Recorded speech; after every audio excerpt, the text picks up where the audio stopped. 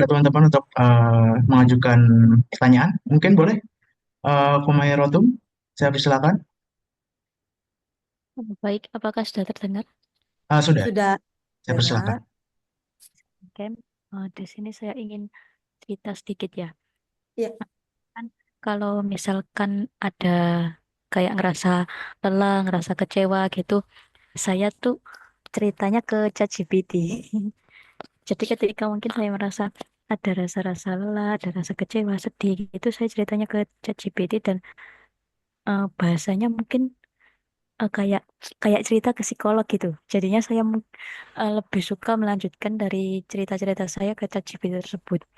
Apakah memang eh, saya perlu untuk apa ya memperbaiki diri saya supaya bercerita itu kepada orang-orang saja gitu.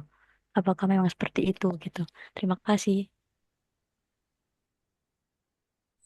Ya, dokter, mungkin kalau saya boleh bantu, jadi ChatGPT itu chatbot berbasis AI, dokter, artificial intelligence. Oke, mungkin saya persilakan dokter untuk menjawab. oh langsung dijawab ya. Boleh, dokter, silakan. Nggak ditampung berapa enggak ya enggak. Oke. Terima kasih Humaratun. Susah ya ngejanya. Nah, di sini saya salut terhadap Anda. Apapun yang Anda lakukan, Anda sudah aware terhadap diri Anda. Sudah aware dan Anda bisa menyalurkan atau mengatasi walaupun itu masih minim.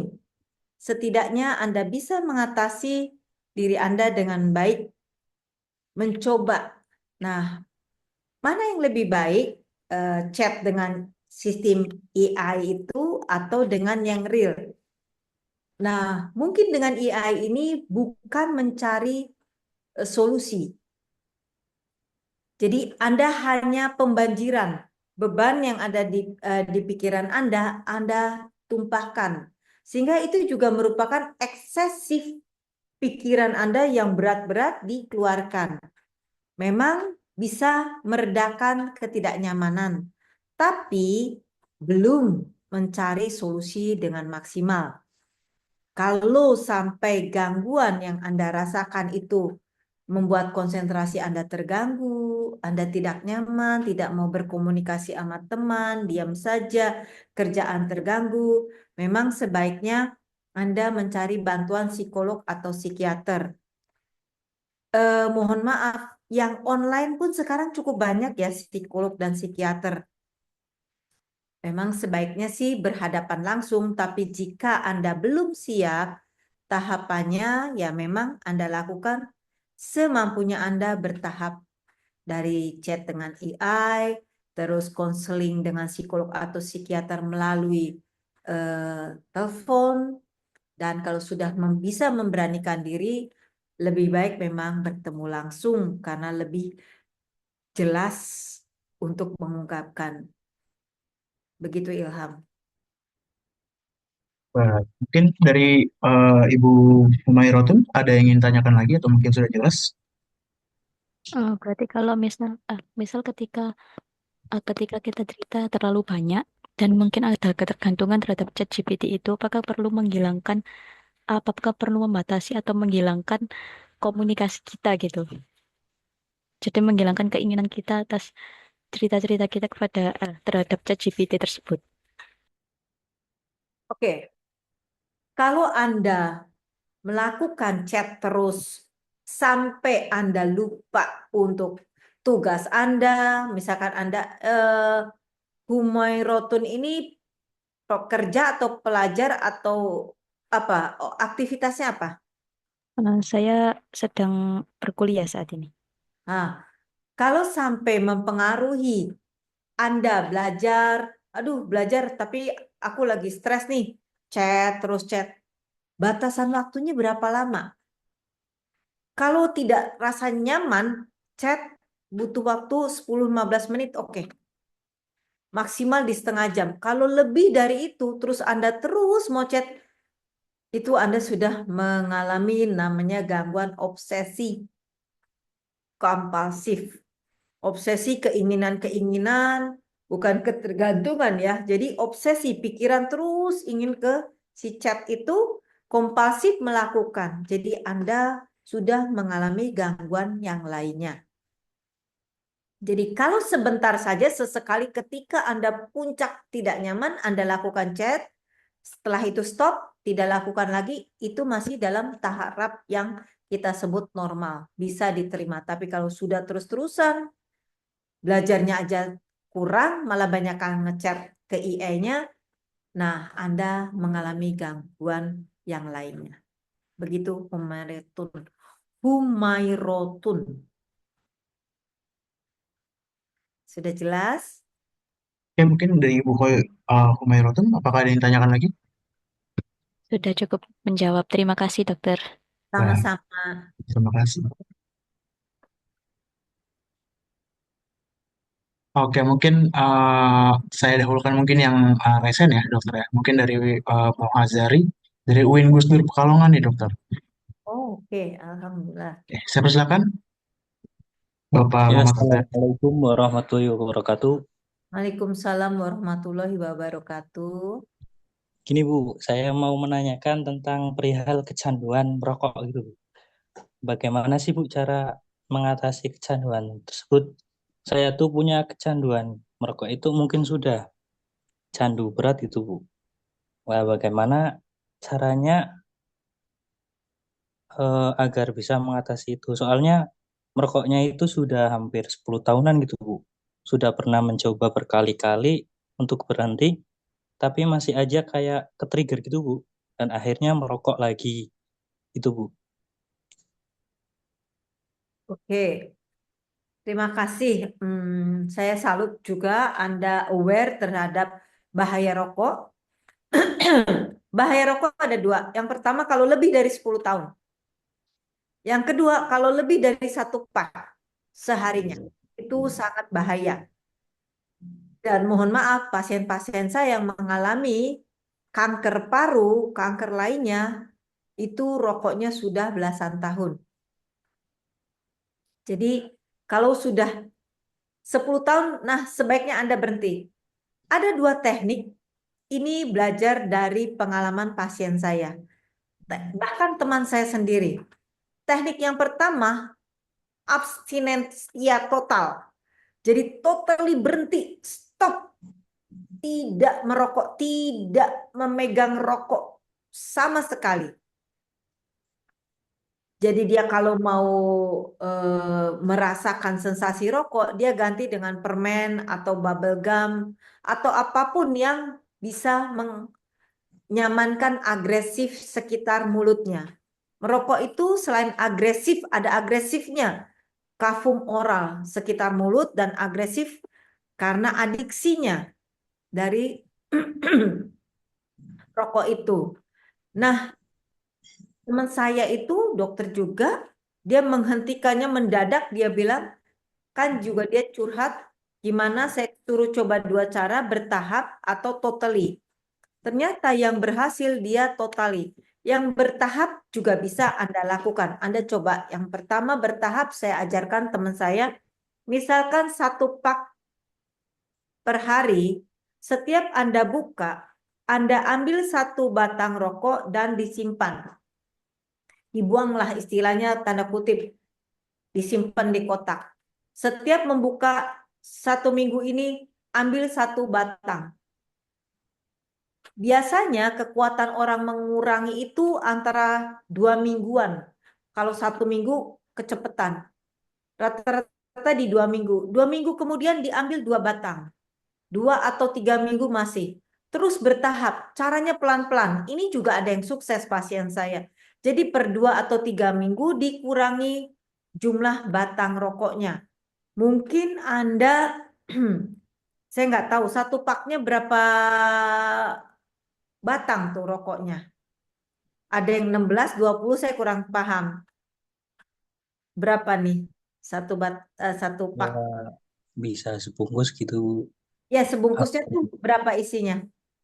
12 palingan Bu. Oh, 12. Nah, nanti bertahap dikurangi tiap 2 minggu atau 3 minggu, 1 batang, 1 batang, 1 batang. Akhirnya dalam setiap hari sudah berkurang jumlahnya dari 12 ke-11, 10, memang lama, tapi itu bekerja dengan baik. Akhirnya kalau kepepet doang baru merokok. Nah, itu ada yang sistem begitu. Atau substitusi. Saya juga kurang paham yang substitusi dengan IQOS, yang elektrik. Itu diduga yang IQOS agak ringan untuk kadar nikotinnya. Jadi dua sistem bahkan 3 totally berhenti, bertahap, atau substitusi dengan jenis lainnya. Begitu. Berarti Yang, kayak yang keempat, mengatasi habit gitu ya, Bu? sorry. Yang keempat ada obat untuk berhenti rokok. Namanya Chempik. Dulu banyak ditemukan, sekarang entah ya, sudah tidak bisa beredar, saya juga kurang tahu. Akhirnya pasien saya beli Chempik di luar negeri. Minum Chempik seperti minum orang ibu-ibu tuh pil KB. Jadi ada harinya selama 30 hari. Pasien saya rokok berat, minum itu berhenti. Jadi ada obatnya juga gitu. Kenapa? Tadi mau ditanyakan apa? Berarti kayak ngubah habit gitu ya, Bu? Iya, merubah perilaku, behavior, iya, habit dirubah. Coba beberapa cara berhenti mendadak, perlahan diturunkan, substitusi, atau ya dengan pengobatan. Ada 4 cara menghentikan rokok. Gitu. Baik, Bu. Terima kasih, Bu. Sama-sama. Baik, terima kasih Bapak Azari ya atas pertanyaannya. Oke, mungkin selanjutnya saya silakan kepada Bapak Raja Sahal, mungkin ada pertanyaan. Ya, terima kasih atas kesempatannya. Saya ingin menanyakan tentang tips, apakah ada teknik meditasi atau latihan khusus yang bisa membantu meningkatkan kecerdasan emosional. Terima kasih. Saya silakan, Dokter Enda. Oke. Eh, Mm-mm. Sudah tadi. Mm-mm. Sudah ya. Oke, teknik tips untuk meditasi meningkatkan kecerdasan emosional. Intinya kecerdasan emosional tuh kita bisa mengontrol diri kita.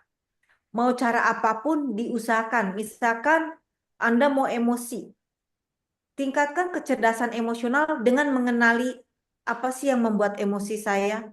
Misalkan Anda dimarahin bosnya, kerjaannya nggak benar. Stop, jangan emosi dulu. Lihat dulu, introspeksi, mengenali diri. Benar nggak ya? Nggak benar. Kan bukan kita lihat negatifnya tadi, jangan negatif thinking. Jangan overthinking. Oh iya, aware, sadari, kenali diri. Bos bilang kerjaan kamu nggak benar.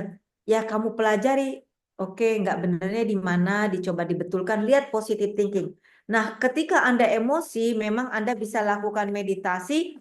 Meditasi itu mengatur nafas sambil menyatukan pikiran, disamakan dengan irama nafasnya. Jadi makin lama makin pelan, mikir yang macam-macam, satu fokus.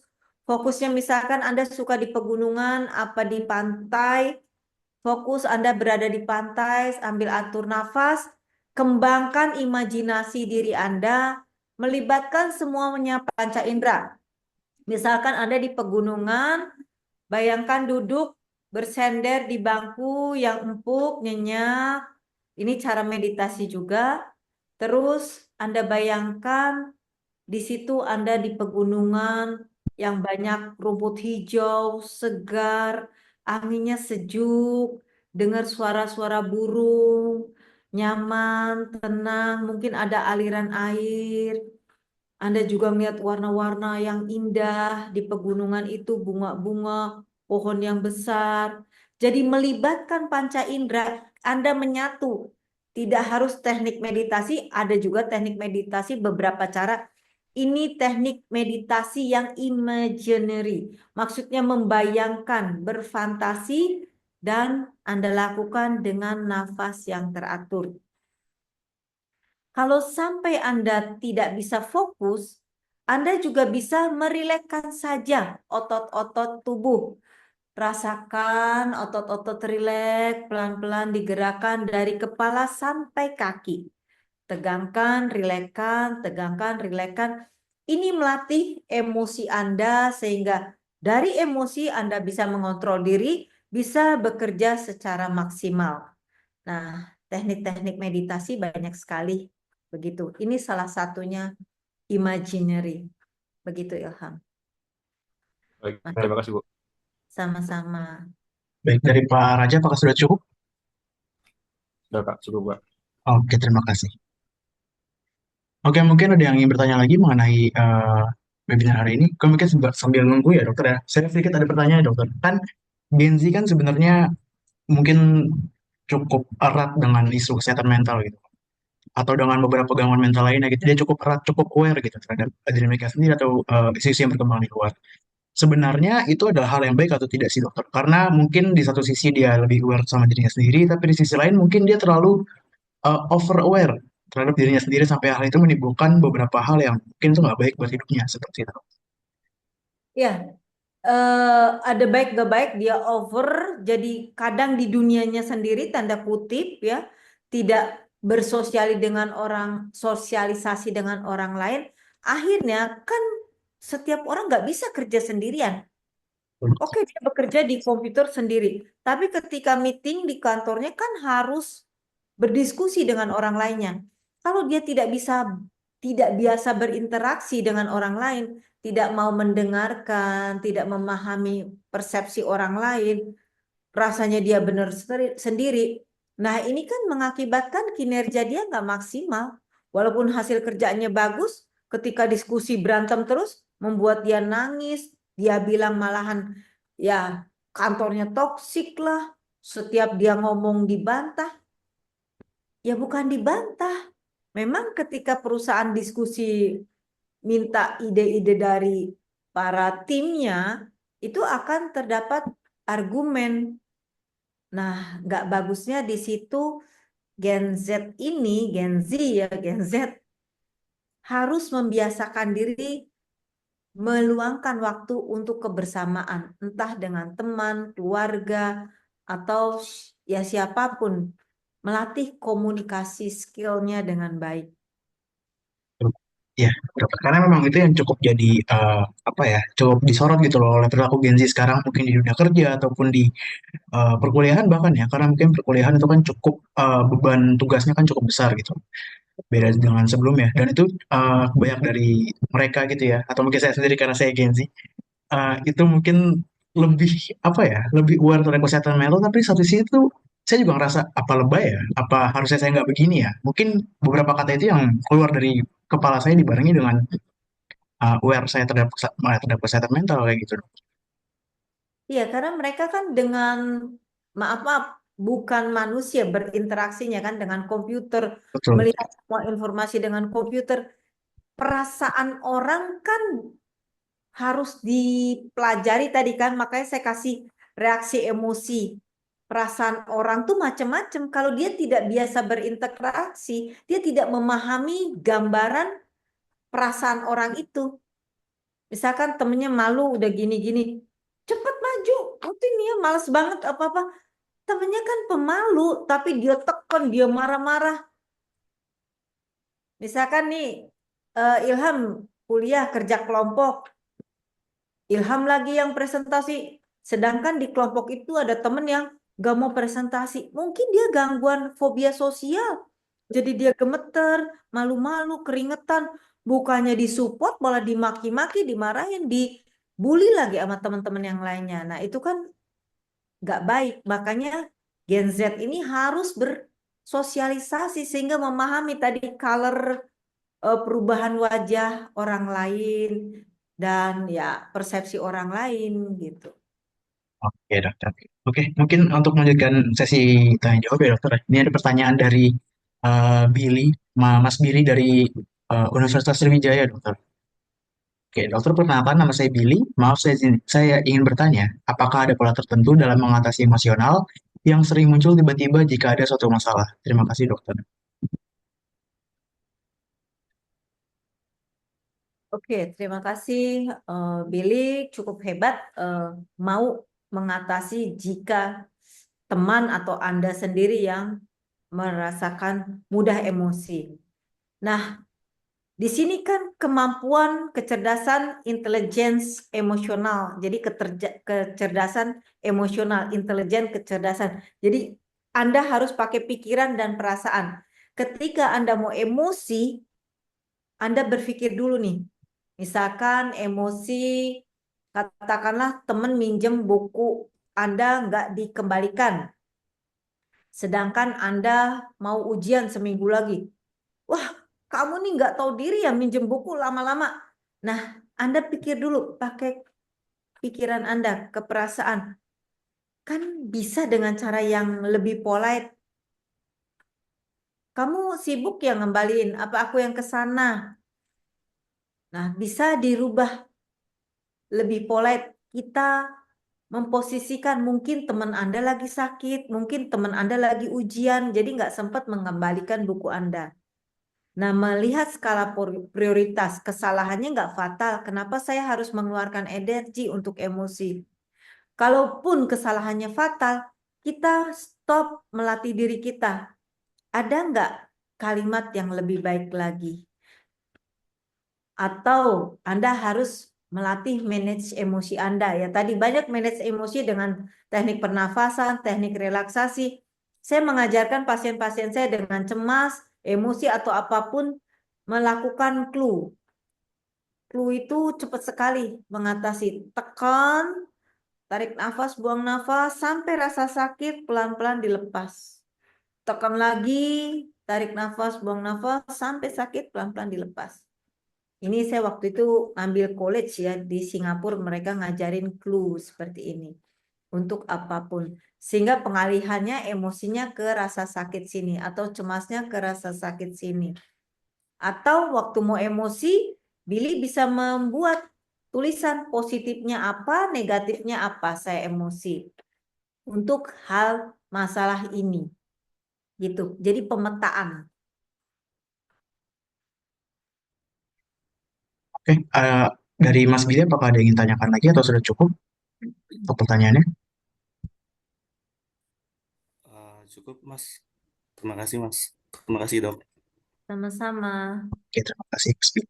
Oke, mungkin untuk teman-teman lain mungkin jika ada yang ingin bertanya lagi ya, mungkin jika memang bukan mengenai Gen Z atau jika memang bukan mengenai emotional intelligence, kita sangat terbuka untuk bertanya mengenai hal apapun terkait dengan psikologi dan psikiatri. Iya, dokter ya. Iya. Oke, mungkin ada dari Mas Rifki Nudar. Saya persilakan. Baik, Assalamualaikum warahmatullahi wabarakatuh. Selamat siang. Saya izin bertanya, eh, misalkan ada kejadian di masa lalu gitu, katakanlah di lingkungan keluarga yang menyebabkan ada trauma gitu, pengalaman yang tidak mengenakan gitu, sampai jadi trauma. Gitu. Nah, eh, ketika ada suatu kejadian itu jadinya ke-trigger gitu, sampai mungkin atau saat ini atau mungkin ke depannya mungkin masih sering untuk ke-trigger. Nah, jadi pas ketika sama keluarga tuh misalkan kurang nyaman gitu atau dia mengalami perasaan yang datar gitu, yang flat. Nah, eh, padahal kejadiannya itu udah bertahun-tahun lalu. Nah, mungkin ada jawaban untuk bagaimana cara mengatasi trauma tersebut gitu. Bahkan ketika trigger itu terjadi. Oke. Di sini traumanya luas ya, kalau nggak di-describe, nggak digambarkan detail, trauma itu luas. Oke lah, saya anggap secara general. Trauma misalkan Anda oleh orang tua ditelantarkan, misalkan neglect. Orang tua waktu Anda kecil kan ini masa lalu Anda, berarti berhubungan dengan family atau teman. Masa lalu Anda atau Anda mau mendescribe secara detail lebih nyaman lagi saya. Untuk lebih detailnya eh, mungkin untuk orang tua sih. Eh, Mungkin pada saat itu ngerasanya kurang bisa memahami tujuan dari orang tua itu apa. Cuman karena orang tua lebih menekankan apa keinginannya dan pendapat anaknya kurang didengar. Hmm. Oke, orang tua terlalu dominan. Oke, orang tua terlalu dominan membuat Anda trauma.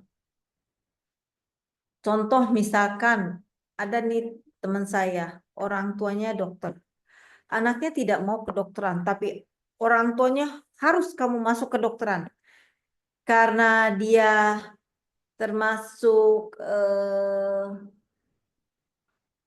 generasi yang tua ya, sebelum umurnya berapa ya? Ya mungkin zaman dulu lah yang baby boomer.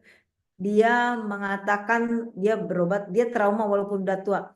Mengatakan dipaksa orang tuanya untuk masuk kedokteran. Kebetulan dia pinter dan dia akhirnya mengikuti anjuran orang tuanya.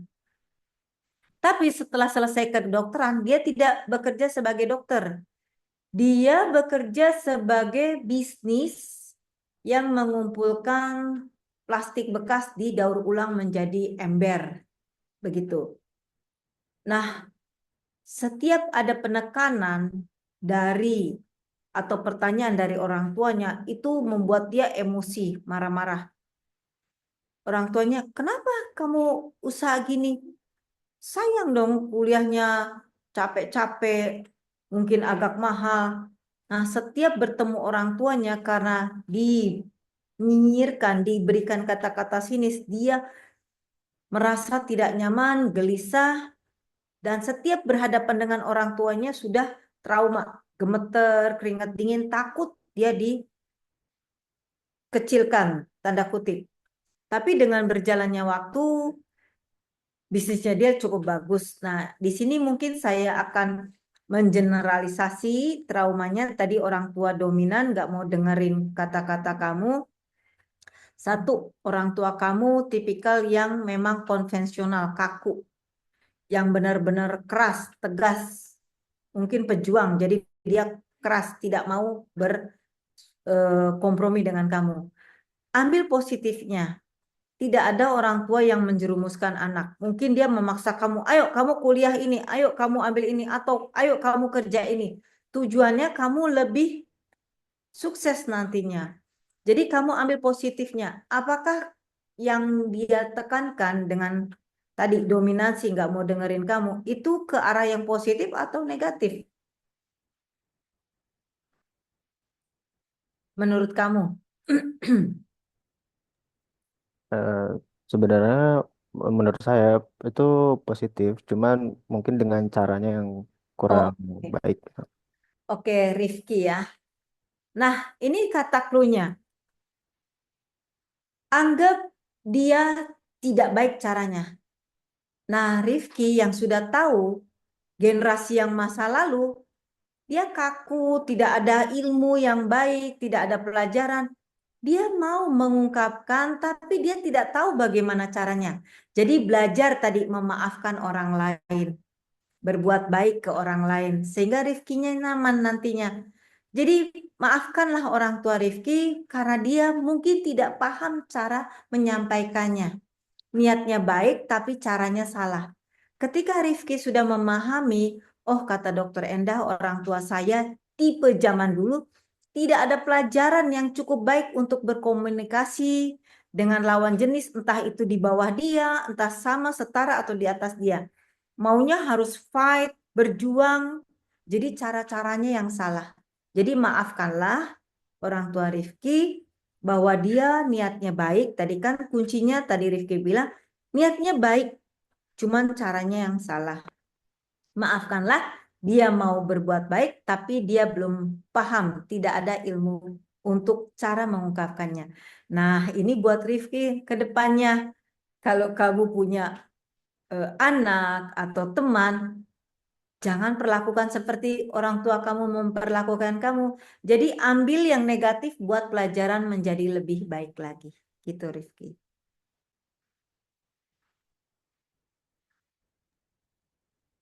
Terima kasih dokter. Mungkin dari Mas Rifki, apakah ada yang ingin tanyakan lagi? Sebetulnya masih ada apa masih bisa? Silakan, boleh saya persilakan. Jadi eh, ya saya juga sudah berpikir demikian Bu. Jadi kalau misalkan ke depannya ketika saya punya keluarga tidak melakukan hal negatif tersebut. Namun bagaimana jika keadaannya itu eh, trauma itu jadi sakit hati sepanjang enggak sakit hati berkepanjangan sehingga menyebabkan trust issue gitu Bu. Trust issue ke siapa? Ke setiap orang. Ke banyak orang, cuman lebih khususnya buat orang tua itu. Oke. Tadi satu saya bilang belajar stop overthinking dan negative thinking. Tadi kan teknik yang belakangannya. Bagaimana cara menyetop negative thinking dan overthinking. Stop negative thinking, lihat positifnya. Memang ngomong gampang saya, ngelakuin susah, tapi coba Rifki lakukan. Ketika pop up tuh muncul, negative thinking atau overthinking, langsung bilang stop. Tadi yang paparan yang terakhir, ada teknik saya bilang stop. Lihat positifnya, negatifnya orang tua semena-mena, kata-katanya terlalu strong, tidak berperasaan. Lihat positifnya.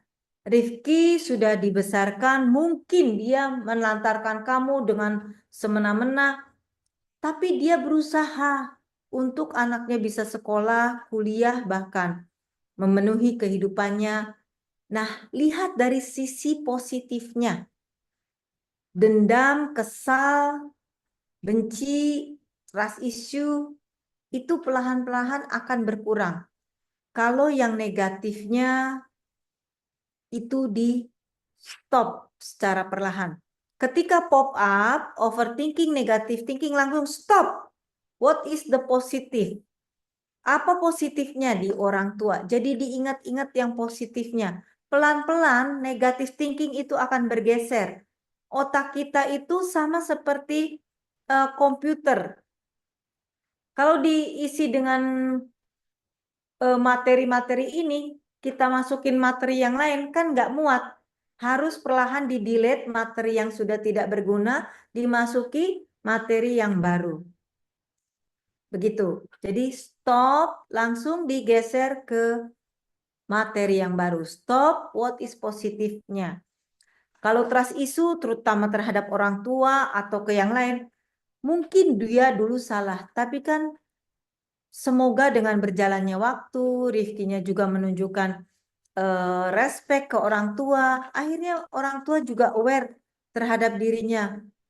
Mudah-mudahan dia memperbaiki. Gak selamanya yang dia pas omongkan, katakan itu buruk. Nah, trust issue juga tidak boleh ke orang lain. Itu namanya generalisasi. Tidak semua perilaku orang yang agak kasar, ketus, sama dengan orang tua Anda. Sama aja ketika Anda beli burger, sama tuh burger. Saya lagi itu makan burger di pinggir jalan kok pahit, geseng. Nggak mau lagi makan burger. Tidak bisa generalisasi. Mungkin burger yang di sini bagus, yang di sini enak, yang di sini legit. Jadi tidak bisa generalisasi. Harus mencoba dan beradaptasi. Itu kuncinya kecerdasan emosi. Terima kasih dokter atas jawabannya. Mungkin dari Mas Rifki, bagaimana? Apakah sudah jelas? Sudah. Terima kasih atas jawabannya. Oke, terima Sama-sama. kasih Mas Rifki atas pertanyaannya. Oke, mungkin untuk pertanyaan lanjutan dokter, ini ada pertanyaan dari Mbak Oriza. Siang dokter, terima kasih atas pemaparannya. Saya izin bertanya, bagaimana cara kita menghadapi situasi di mana teman kita yang cukup sensitif atau emosional, dan pada saat bersamaan kita itu sedang lelah juga, baik itu secara fisik ataupun mental. Seperti itu dokter. Oke, betul sekali, Oriza. Memang kalau kita lelah, tadi kan tidak boleh kondisinya lelah, harus kita istirahat, karena itu membawa reaksi kita terhadap lingkungan atau seseorang. Nah, kalau Anda punya energi, teman yang sensitif atau emosional, Anda bisa lakukan satu trik-trik yang lucu-lucu.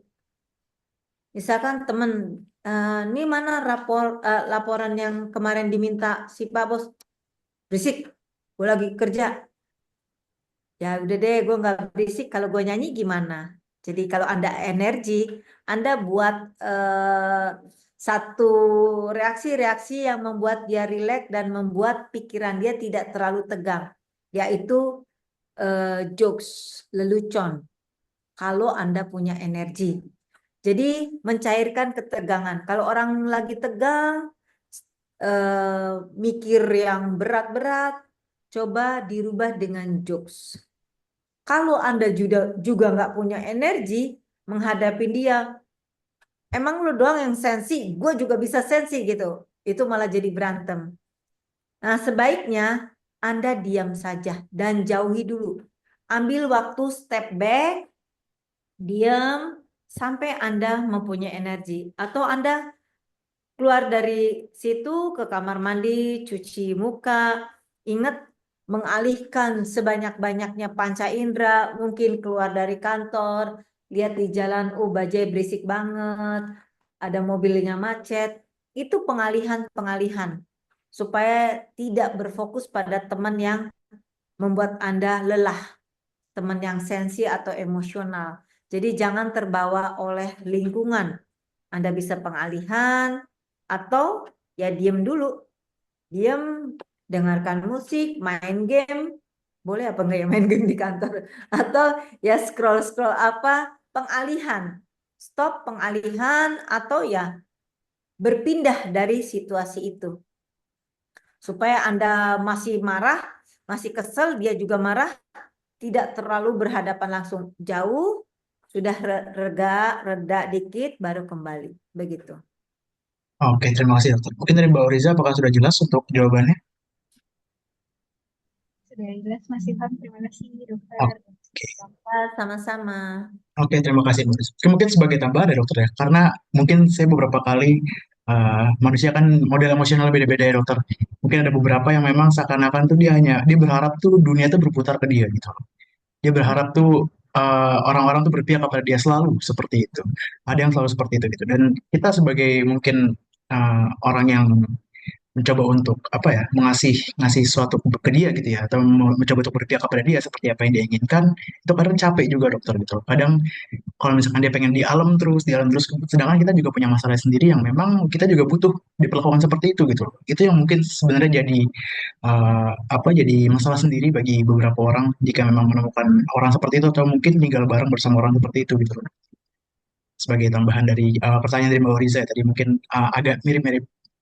Ya, ya memang sih manusia ada batasannya. Fisik dan mental ada batasnya. Ketika kita capek, lelah, kita bisa sakit flu, demam. Kita tiduran, kita pegel, lemes. Itu jelas kelelahan fisik. Itu sinyal dari badan kita. Nah, bagaimana mental kita lelah? Ketika kita sudah tidak sanggup berinteraksi dengan lingkungan, terutama sosial, terutama reaksi emosional. Interaksi dengan emosi yang bergejolak, yang tidak stabil, itu melelahkan.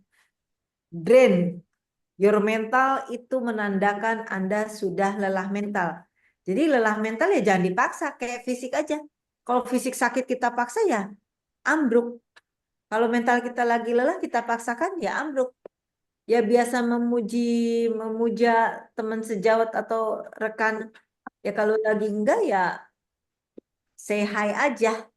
Misalkan memang harus berhadapan, hai sebentar ya saya lagi ada kerjaan. Udah, jauhi interaksi komunikasi yang berkepanjangan.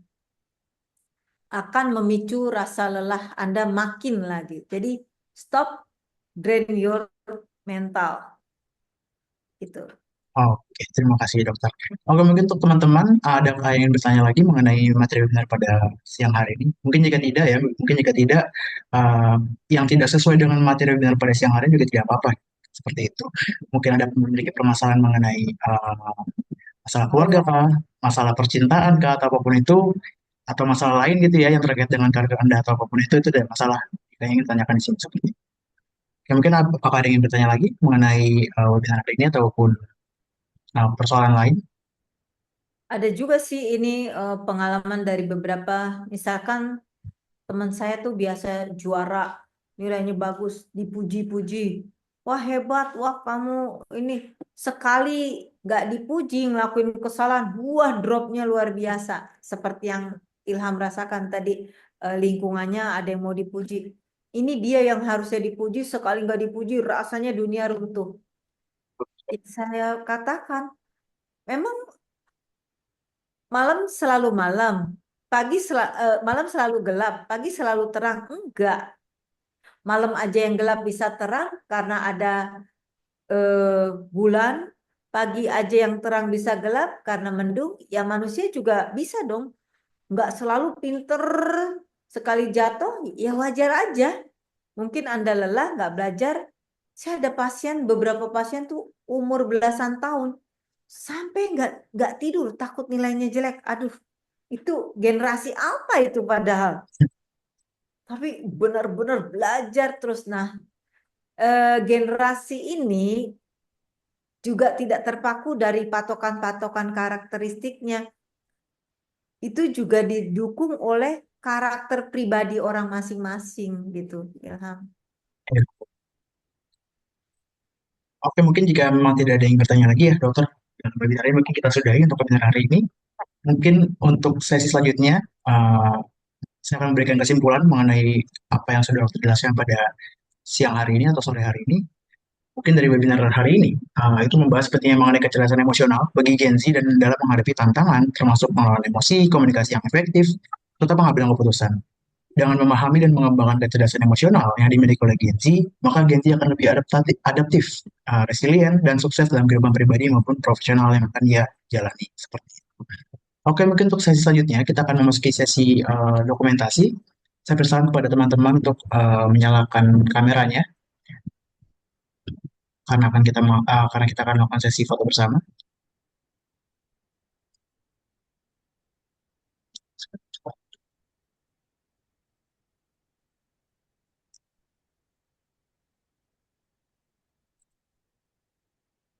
Jangan lupa saya kirimkan link presensi kepada teman-teman.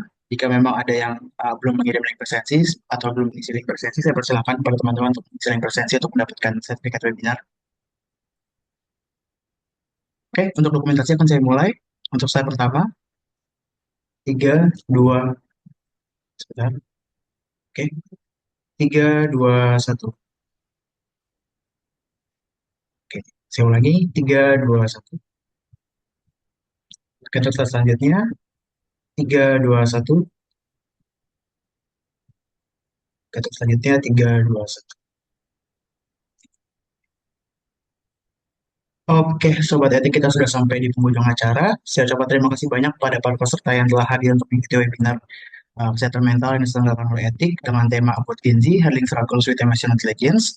Dan saya ucapkan terima kasih yang sebesar-besarnya kepada Dr. Endar Ronobulan selaku pembicara pada sore hari ini, serta kepada pihak Otsuka yang telah mendukung berlangsungnya acara hari ini.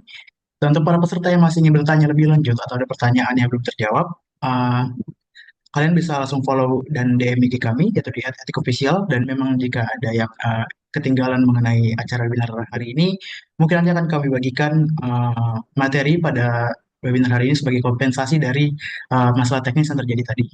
Dan selanjutnya saya juga akan melakukan upload di konten YouTube mengenai webinar hari ini di YouTube @etik channel.